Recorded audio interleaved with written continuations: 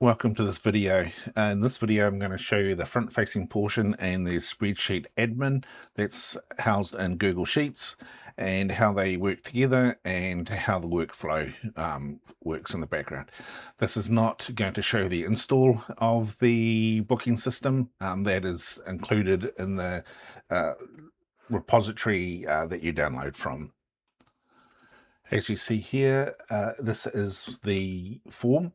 The current day is highlighted in a darker color. In this case, it's dark green, and the lighter available days are highlighted in the light green. So if I was to book in, say, on the 21st and the time of 7 p.m. or 11:30 p.m., whatever time is available, you can select it here and it will show you on the left-hand side what time you've selected in the day. Now, the reason I designed this is I want people to be able to select multiple times, as you can see there, and you fill in the form. So you've got your standard name, email address, does have all the checks in the background, so to make sure it's a proper email address format, phone number, visit address in my case, event type drop down, and organization business name. All but the last one are required fields. So as you can see, we've gone to home visit. In this case, you'd fill out the last bit of requirements and then select booking request.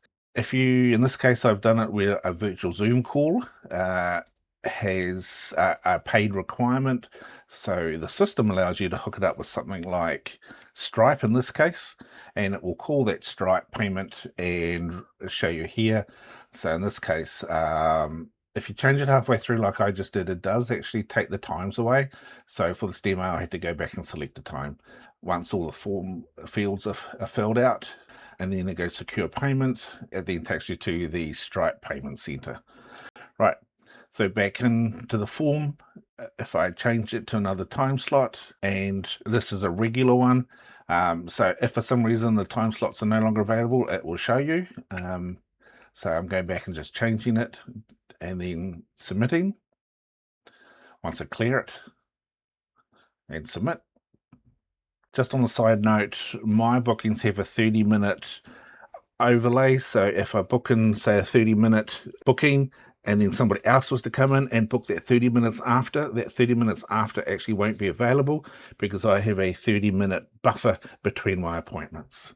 And it tells you that the booking has been received. So we go through here.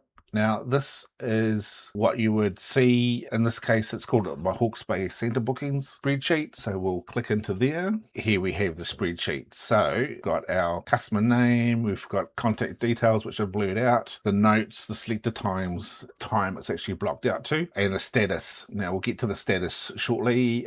There's provisionally reserved, there's awaiting payment, and then there's book and the event type.